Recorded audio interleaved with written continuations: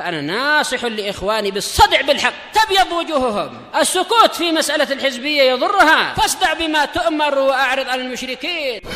سلامي على دماج ورجالها والشيخ يحيى ودار العلم يا سعد بانيها.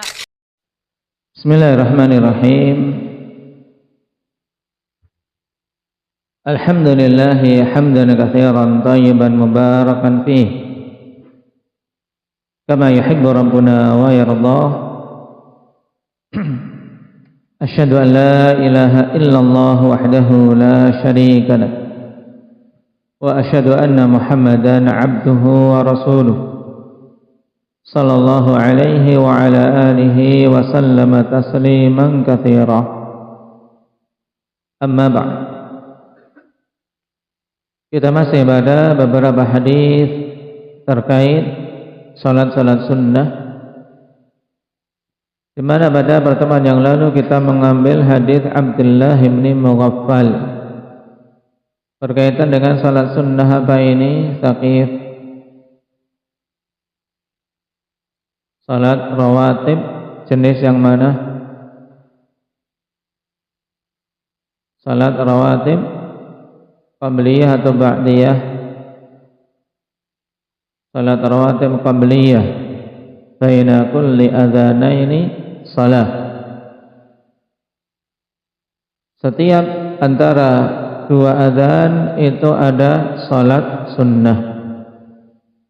Ini menunjukkan pada setiap salat ada sunnah qabliyahnya. Baik, yang dimaksud ada sunnah qabliyahnya akhwan, yaitu pada apa? Pada salat-salat yang 5 waktu. Adapun pada salat Jumat, maka telah datang penjelasan bahwasanya untuk salat Jumat tidak ada salat sunnah qabliyah Jumat, karena setelah azan Jumat yang ada adalah khutbah, sehingga antara azan dan iqamah yang ada saat itu adalah insat, diam mendengarkan bagi para jamaah ketika khatib sedang berkhutbah. Adapun salat sunnah yang dilakukan sebelum datangnya khatib atau datangnya imam, maka disunahkan bagi yang menghadiri Jum'ah untuk memperbanyak salat-salat sunnah di situ. Nah, mulai dari semenjak datang sampai datangnya khatib, yang berbanyak dengan salat duha atau bahkan salat mutlak. Tapi ahsan untuk dia meniatkan, karena waktu tersebut waktu duha, untuk memperbanyak salat duha, kecuali ketika sudah mendekati waktu zawal, maka dia berhenti, karena akhir dari salat duha sebagaimana akan kita bahas pada pertemuan malam hari ini, yaitu berakhir menjelang zawal. Baik, masih pada hadis Abdullah bin Mughaffal. Jadi pada salat 5 waktu mesti ada salat qabliyah yang dibagi menjadi 2 jenis. Apa itu Khuzaimah? Muakkadah dan ghairu muakkadah. Yang muakkadah mana?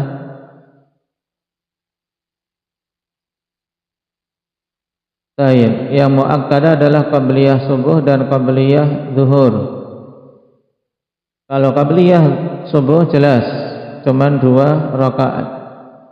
Sedangkan qabliyah zuhur, nah, berapa rakaat? Indahnya Abdullah pertama berapa? 4 rakaat yang utamanya. Kemudian seandainya dia menunaikan 2 rakaat, apakah sudah dikatakan menunaikan sunnah qabliyah? Indahnya dzikri sudah, karena memang datang riwayat juga dengan 2 rakaat, sebagaimana dalam hadis Abdullah bin Umar radhiyallahu anhuma. Jadi minimalnya untuk bisa menunaikan pada qabliyah zuhur minimal 2 rakaat. untuk utamanya dan sempurnanya 4 rakaat, sehingga dia bisa mengumpulkan dari rawatib-rawatib yang muakkadah 12 rakaat dengan salat-salat muakkadah dari salat-salat rawatib yang lain.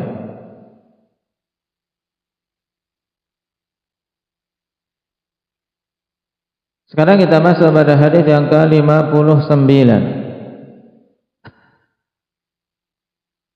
Qala al-mu'allif wafaqahullahu ta'ala an Abi Hurairah radhiyallahu anhu.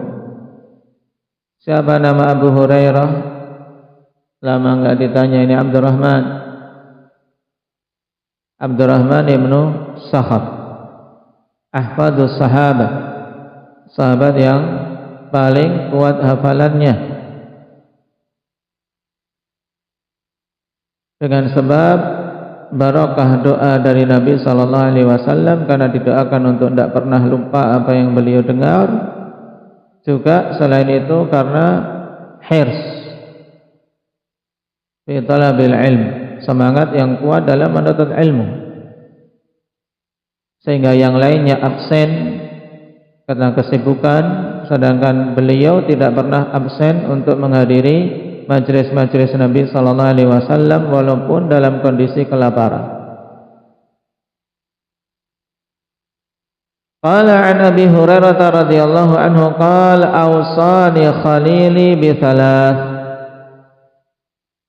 siyami thalathati ayyamin min kulli syahr wa rak'atai ad-duha wa an utira qabla an anam, rawahu al-Bukhari wa Muslim.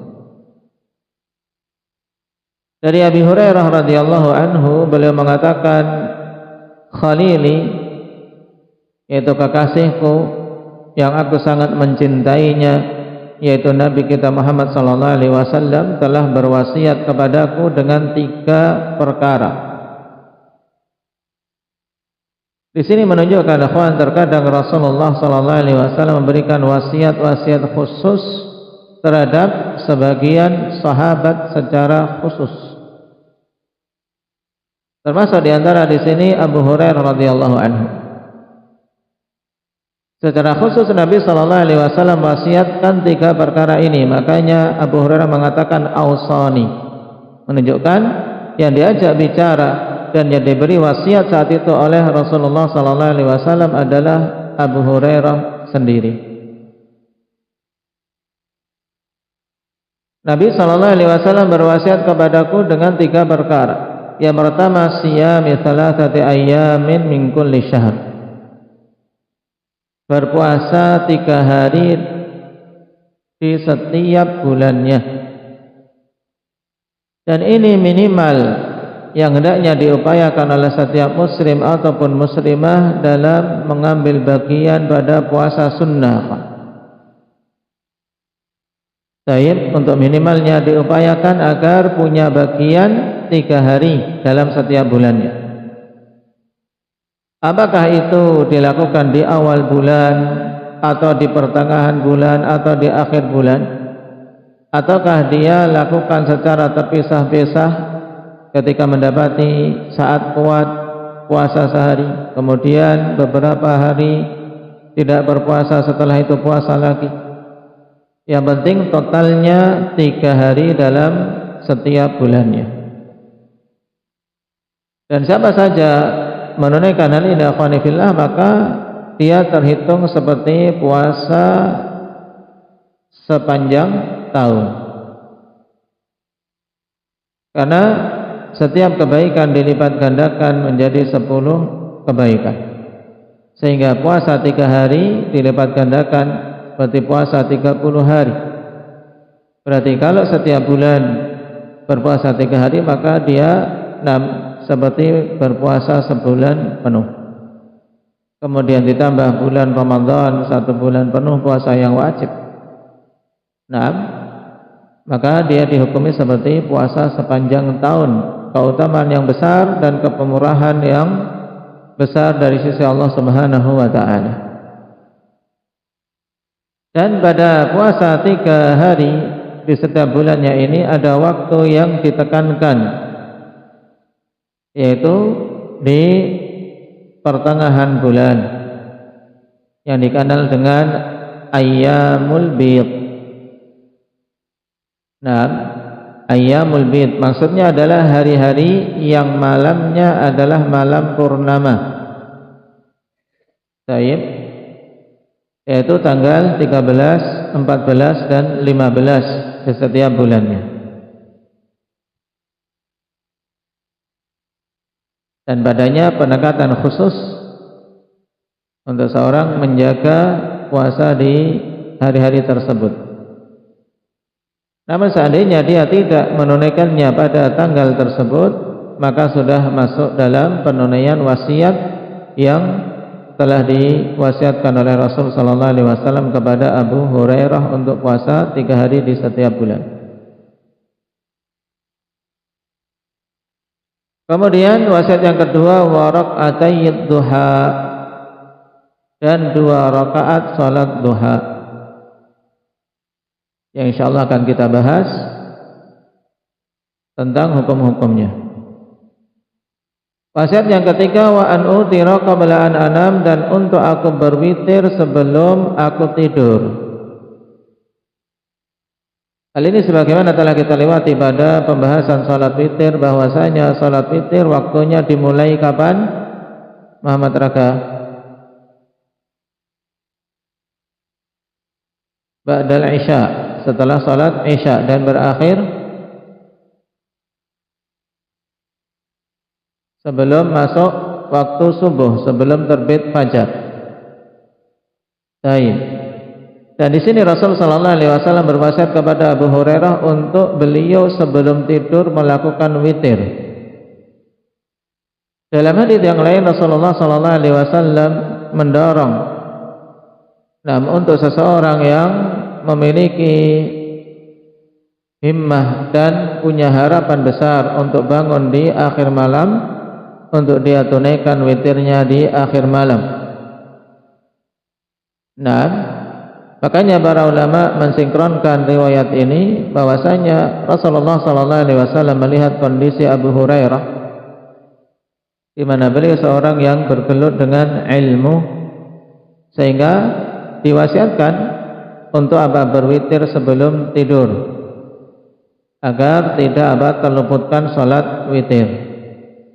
Maka ini bagi siapa saja yang malamnya dia sibuk dengan menulis atau dengan murajaah atau dengan membaca, sehingga karena khawatir bangun di akhir malam sebelum datangnya fajar, maka bagi yang sifatnya seperti ini, daripada dia terluput salat witir, maka lebih utama untuk melakukan witirnya sebelum tidur. Baik.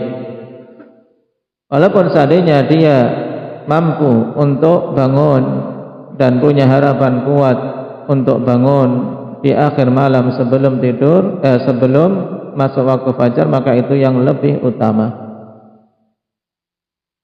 Baik, dan pembahasan salat witir telah lewat. Nah, hadis ini akan dibawakan berkaitan dengan masalah salat sunnah, yaitu kaitannya dengan salat duha. Salat duha yang diwasiatkan oleh Rasulullah sallallahu alaihi wasallam kepada Abu Hurairah, dan juga beliau wasiatkan kepada Abu Darda dengan wasiat yang serupa untuk menjaga 2 rakaat duha di setiap harinya. Ini menunjukkan keutamaan salat tersebut, agar seseorang menjaganya jangan sampai luput di hari-harinya dari menunaikannya. Dan inilah yang rajih tentang hukum salat duha. Karena terjadi khilaf tentang hukum salat duha menjadi beberapa pendapat.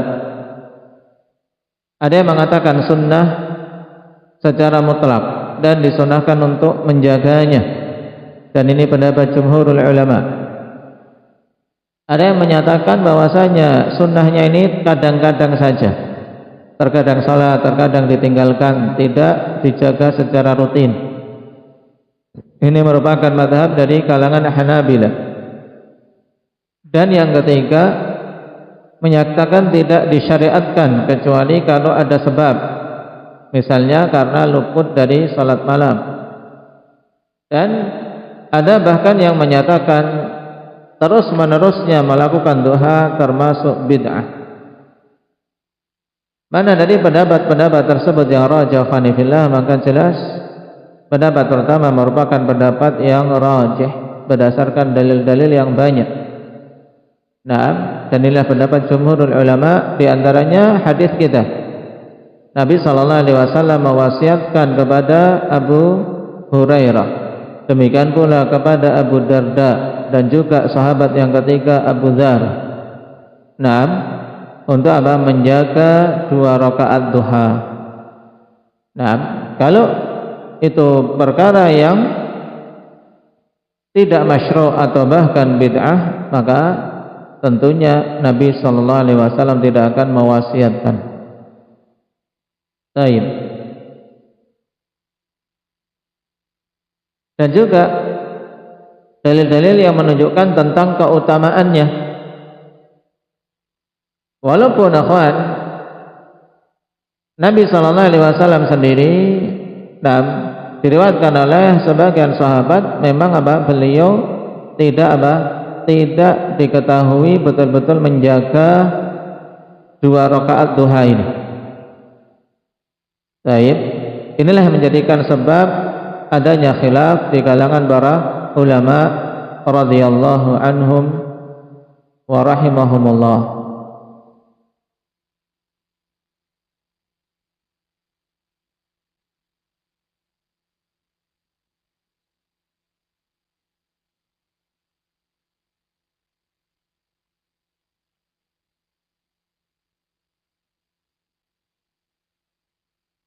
Di antaranya ketika Abdullah bin Syaqiq bertanya kepada Aisyah, "Akana Nabi sallallahu alaihi wasallam yusalli duha?" Apakah dulu Nabi sallallahu alaihi wasallam melakukan salat duha? Maka Aisyah mengatakan, "La illa an yaji'a min maghribi." Tidak kecuali ketika beliau datang dari safarnya. Nah, ini hadis dalam Sahih Muslim. Baik. Cuman telah datang dari Aisyah sendiri riwayat yang lain yang menetapkan bahwasanya Nabi sallallahu alaihi wasallam melakukannya, dan zahirnya beliau menjaganya. Di antaranya dalam hadis Mu'adzah al-Adawiyah, beliau bertanya kepada Aisyah radhiyallahu anha, "Akana Rasulullah sallallahu alaihi wasallam yusalli duha?" Apakah dulu Rasulullah sallallahu alaihi wasallam salat duha? Qalat na'am arba'an wa yazidu ma syaa. Iya, dulu beliau melakukan salat duha 4 rakaat, kemudian menambah sesuai dengan apa yang beliau kehendaki dari jumlah rakaat. Ini menunjukkan jelas ikhwan apa yang dipilih oleh jumhurul ulama itulah yang rajih. Nah, lalu bagaimana kalau ada yang sampai mengatakan bid'ah? Baik. Datang memang akhwan riwayat dari Abdullah ibnu Umar radhiyallahu anhuma, athar bahwasanya beliau mengatakan ketika ditanya tentang salat duha, beliau menjawab dengan bid'ah. Akan tapi para ulama ketika memperhatikan athar-athar beliau yang lain, membawa perkataan tersebut kepada makna bid'ah lughawiyah, bid'ah secara bahasa. Kenapa? Karena memang tidak didapati Nabi sallallahu alaihi wasallam berkesinambungan dalam menjaganya. Tapi siapa saja yang menjaganya, itu diutamakan. Dan illah atau hikmah Nabi tidak menjaganya karena khawatir hal tersebut diwajibkan atas umat. Sedangkan umat ini mengambil apa yang diwasiatkan oleh Nabi sallallahu alaihi wasallam, yaitu wasiat untuk menjaganya 2 rakaat duha minimalnya, atau 4 atau bahkan lebih. Baik.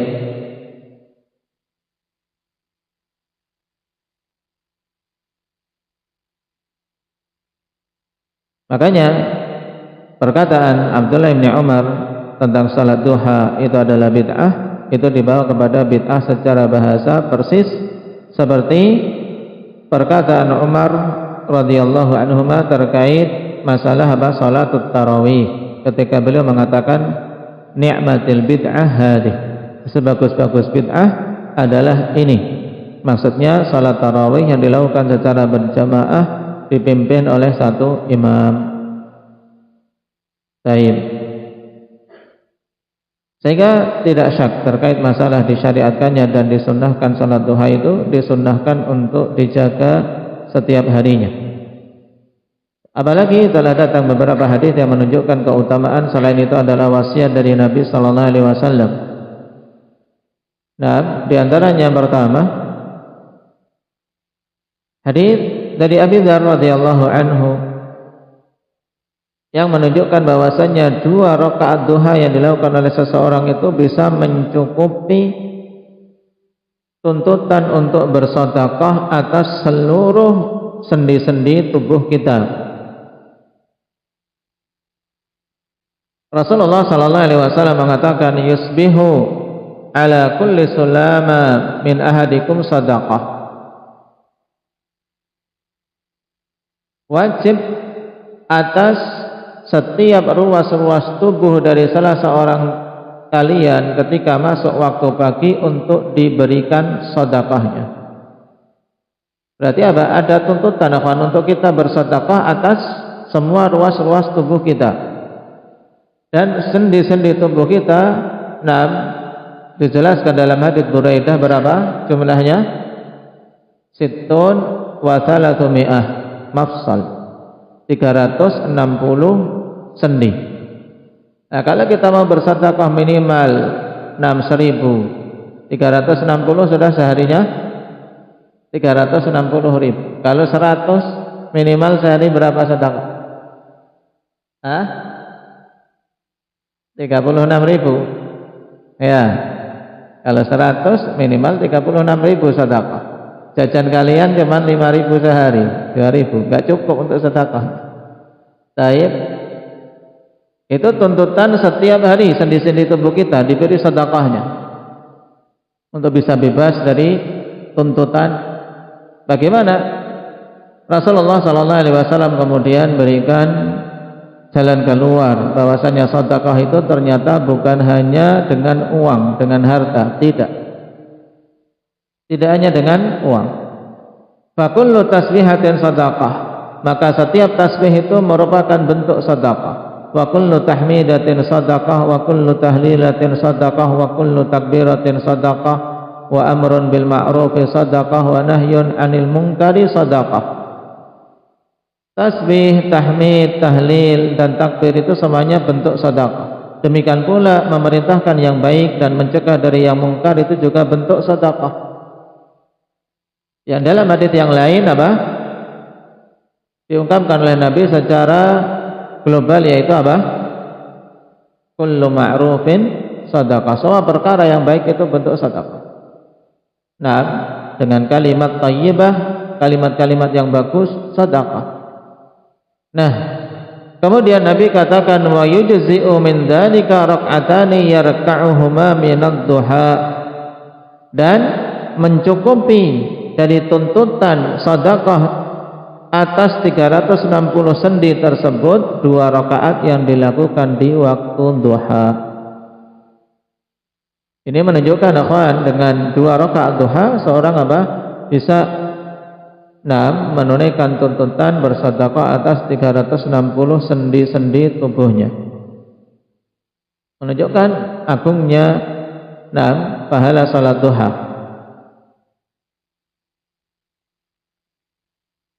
Kemudian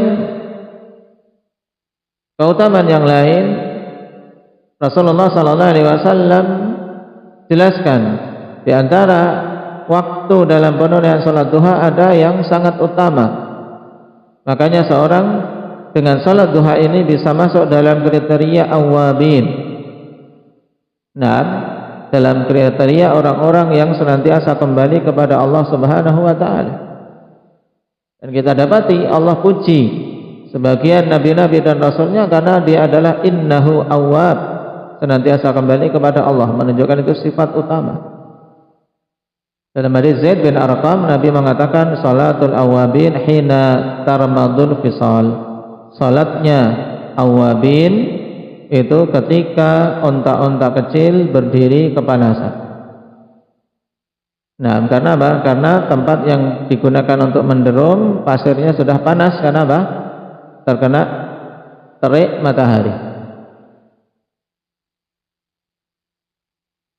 Dan apabila seorang menunaikannya lebih dari 2 rakaat dengan menambah 2 rakaat lagi, berarti berapa totalnya? 4 rakaat.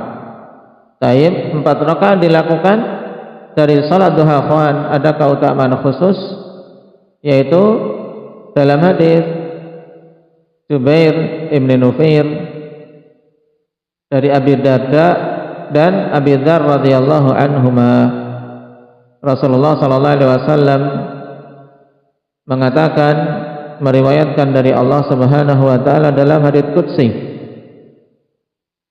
ya ibn Adam irka'li raka'atin min awwalin nahar aqfika akhirah.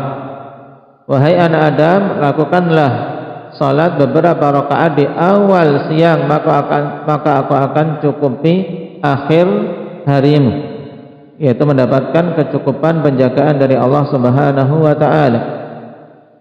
Dan dalam hadis yang lain, yaitu minimalnya untuk mendapatkan keutamaan ini, yaitu salat 4 rakaat duha, 4 rakaat di awal siang. Baik. Ini beberapa dalil yang menunjukkan tentang keutamaan salatun duha yang sepantasnya seorang muslim untuk apa? Untuk menjaganya agar jangan sampai dalam hari-harinya terluput dari menunaikan 2 rakaat duha tersebut. Nah,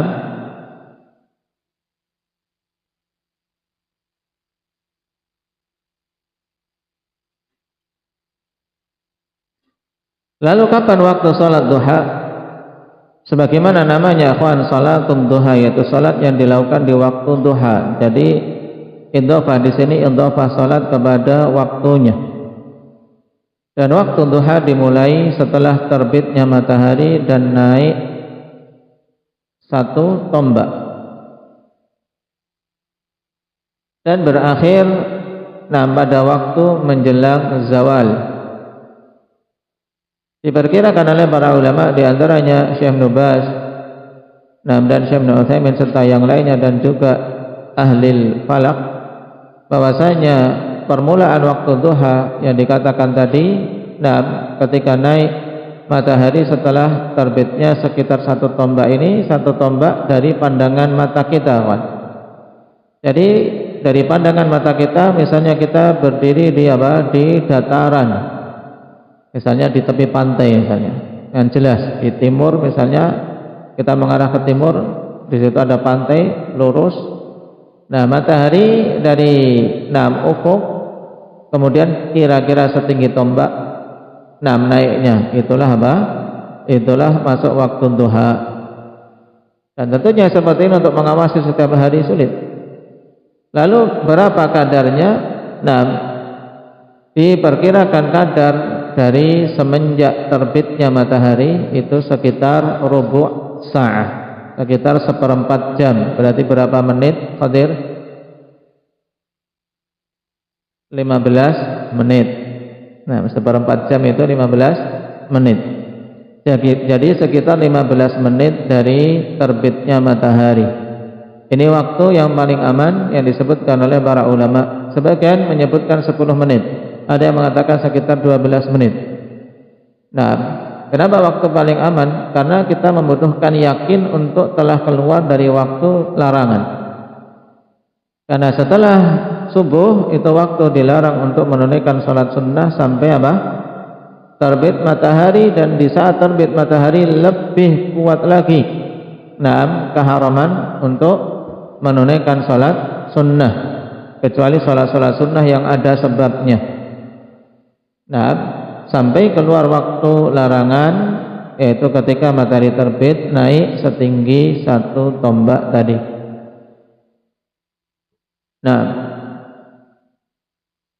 Dan dari waktu salat duha ini mana yang paling utama? Ada dua waktu yang utama, kawan. Nah, yang sangat ditekankan untuk seorang mendapatkan bagian padanya. Pertama yaitu awal duha, awal waktu salat duha, yang dikenal sebagian fuqaha mengistilahkan dengan salatul isyraq. Jadi salatul isyraq adalah salat duha yang dilakukan di awal waktu.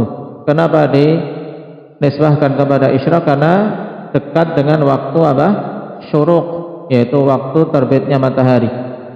Jadi bukan maksudnya salatul isyraq salat yang dilakukan di saat matahari terbit, karena saat ini saat dilarang.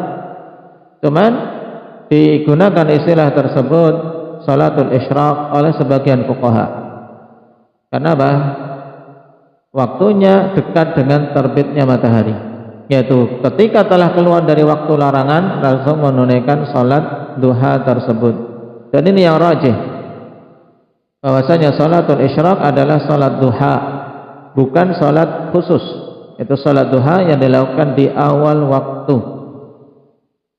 Nah, keutamaan salat duha di awal waktu ini ada keutamaan khusus. Kenapa kita katakan waktu utama? Karena datang keutamaan khusus cuman bagi orang-orang khusus. Bagi orang-orang khusus yang disebutkan oleh Nabi sallallahu alaihi wasallam dalam hadis Anas bin Malik radhiyallahu anhu. Nah, yaitu mereka-mereka yang salat subuh secara berjamaah kemudian duduk di tempat salatnya berzikir kepada Allah Subhanahu wa taala sampai terbit matahari, kemudian menunaikan salat 2 rakaat setelah keluar dari waktu larangan. Man shallal ghada fi jamaah. Thumma yajlis fayadhkurullaha fi musallahu. Hatta tatlu'a asy-syams thumma yusalli rak'ataini kana lahu minal ajri ka hajjatin wa umrah tamah. Yang salat subuh secara berjamaah, berzikir di tempatnya, kemudian sampai terbit matahari, kemudian salat 2 rakaat, yaitu setelah keluar waktu larangan, berarti masuk waktu duha, salat 2 rakaat duha, maka dia mendapatkan pahala seperti haji dan umrah, sempurna. Maka keutamaan ini, akhwan, keutamaan yang besar. Bagi siapa saja yang dibukakan kesempatan untuk bisa menunaikannya, maka jangan disia-siakan. Karena ini termasuk diantara sunnah yang sangat banyak ditinggalkan. Karena waktu pagi banyak manusia sibuk, terutama dengan urusan-urusan duniawinya. Maka terkhusus antum para thalabatul ilm, ketika ada kemudahan untuk duduk setiap harinya ba'da subuh, bisa di masjid berzikir. Di antara bentuk zikir apa? Qiraatul Quran itu zikir, maka kalian menghafal itu juga diniatkan. Membaca Al-Quran itu masuk zikir. Diulang-ulang satu ayat 10 kali dihafal, tidak bisa-bisa. Jangan kemudian apa? Berkeluh kesah. Ihtisab, karena setiap pengulangan itu bernilai pahala. Setiap hurufnya bernilai pahala. Kemudian setelah masuk waktu duha, untuk bersegera menunaikan salat duha. Maka ini juga penting. Terkadang seseorang kalau menunggu misalnya setoran lama, kemudian khawatir dia sudah batal, ahsan untuk segera salat duha dulu, kemudian baru mengantri lagi untuk setoran hafalannya. Karena terkadang seseorang setelah setoran hafalan kemudian lupa karena sudah lega, akhirnya keluar tidak salat duha, ini rugi. Dia sudah berada di masjid semenjak salat subuh, kemudian berzikir, kemudian setelah itu lalai dari menunaikan salat duha di awal waktunya, padahal keutamaannya besar seperti haji dan umrah. Kemudian waktu yang kedua yang utama, yaitu setelah matahari betul-betul naik dan sudah terasa panasnya. Makanya ketika kita sudah sholat di awal waktu, maka nanti bagus ketika jam 10 sudah apa? Sudah naik, matahari sudah betul-betul panas, maka apa? Tunaikan salat duha lagi 2 rakaat. Nah, sekitar itu jam setengah 10, pokoknya kalau sudah betul-betul terik panas 9 mungkin sudah kalau hari-hari ini. Nah, di situ menunaikan salat duha lagi 2 rakaat atau lebih sesuai dengan yang diinginkan. Keutamanya apa? Keutamanya karena itu masuk dalam cakupan hadis salatul awwabin. Dikenal dengan salatul awwabin, salatnya orang-orang yang kembali kepada Allah Subhanahu wa taala, di mana manusia banyak sibuk dengan hal duniawinya, kemudian dia datang menghadap Allah Subhanahu wa taala, menyempatkan diri untuk menunaikan salat. Nah, ini tentang salat duha yang minimalnya 2 rakaat dan maksimalnya akhwan tidak ada batasan. Kenapa kita mengatakan tidak ada batasan? Karena dalam hadits Aisyah ketika ditanya apa? Yusalli arba'an wa yazidu ma syaa. Nabi salat 4 rakaat kemudian menambah sesuai dengan yang beliau kehendaki. Cuman riwayat paling banyak yang kita dapati Nabi SAW menunaikan salat duha, yaitu salat di waktu duha. Riwayat yang paling banyak didapati penunaian salat ini akhwan yaitu 12 rakaat. Sehingga seandainya seorang mencukupkan dengan itu maka khair. Walaupun kurang juga tidak mengapa dan lebih juga tidak mengapa.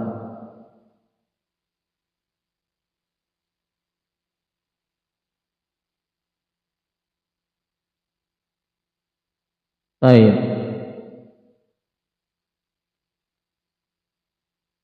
Dan sebagian akhwan menyatakan yang utama mencukupkan dengan riwayat Ummu Hani. Nah, ketika Nabi SAW masuk ke rumah beliau pada hari pembukaan kota Mekkah, beliau menunaikan salat di waktu duha sebanyak 8 rakaat. Nah, dan untuk hadits Ummu Hani tidak diragukan tentang keabsahannya, karena dalam Sahih Bukhari dan Muslim. Maka sebagian membawa yang paling utama untuk terbanyaknya adalah mencukupkan dengan riwayat ini, Tayyib, yaitu 8 rakaat. Cuman ini qaul dan Nabi SAW tidak membatasi, siapa saja yang lebih dari itu juga tidak mengapa, dan seandainya mencukupkannya juga tidak mengapa.